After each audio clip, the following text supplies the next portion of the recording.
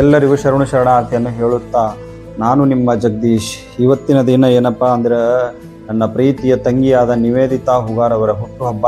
ಅದಕ್ಕೆ ನನ್ನ ತಂಗಿಗೆ ಇನ್ನೊಂದು ಸಾರಿ ನನ್ನ ಹುಟ್ಟುಹಬ್ಬದ ಶುಭಾಶಯನ್ನು ಹೇಳುತ್ತಾ ನನ್ನ ಆರಾಧ್ಯ ಗುರುಗಳಾದಂಥ ಶ್ರೀದೇವಿ ಹುಗಾರ್ ಮ್ಯಾಮ್ ಅವರಿಗೂ ಕೂಡ ನಾನು ಅನಂತ ಕೋಟಿ ಧನ್ಯವಾದನ ಹೇಳ್ತಾ ಇದ್ದೀನಿ. ನನಗೆ ಮಾಸ್ಟರ್ ಮೈಂಡ್ ಟ್ರೈನಿಂಗಲ್ಲಿ ಇಷ್ಟು ಚಂದ ಬುದ್ಧಿಯನ್ನು ಹೇಳಿದಾರಲ್ಲ, ನನಗೆ ಇನ್ನೂ ಟ್ರೈನರನ್ನು ಮಾಡಬೇಕಂತ ಅವ್ರು ಭಾಳ ಎಷ್ಟೋ ಕಷ್ಟಪಟ್ಟರು. ನನಗೆ ಸಮಯ ಸಿಗಲ್ದಕ್ಕಾಗಿ ನಾನು ಟ್ರೈನಲ್ಲಿ ಜಾಯ್ನ್ ಆಗಲಿಲ್ಲ. ಆದರೆ ನಾನು ಒಂದೊಂದು ಕ್ಲಾಸ್ಗಳಲ್ಲಿ ಒಂದೊಂದಿಷ್ಟು ಮಾತುಗಳನ್ನ ಹೇಳ್ಯಾರ. ಇನ್ನೂ ಆದರೂ ನನ್ನ ತಲೆ ಒಳಗೆ ಕನಸಿನ್ಯಾಸದ ಅವ ಮಾತು ಬರ್ತಿರ್ತಾವೆ. ಎಷ್ಟು ಚಂದ ಮಾತುಗಳು ಹೇಳ್ಯಾರ. ಒಂದು ಮಾತನ್ನು ನನಗೆ ಪದೇ ಪದೇ ಮಾತೊಂದು ಬರ್ತದೆ. ಏನಪ್ಪ ಅಂದ್ರೆ ಒಂದು ಎರಡೇ ಲೈನಲ್ಲಿ ಹೇಳ್ಬೇಕಾದ್ರೆ, ಬಡತನವೂ ಶಾಶ್ವತವಲ್ಲ, ಶ್ರೀಮಂತಿಕೆಯೂ ಶಾಶ್ವತವಲ್ಲ, ನಮ್ಮಲ್ಲಿರುವಂತಹ ಮಾನವೀಯ ಗುಣಗಳಷ್ಟೇ ಶಾಶ್ವತದ್ದು. ಆಮೇಲೆ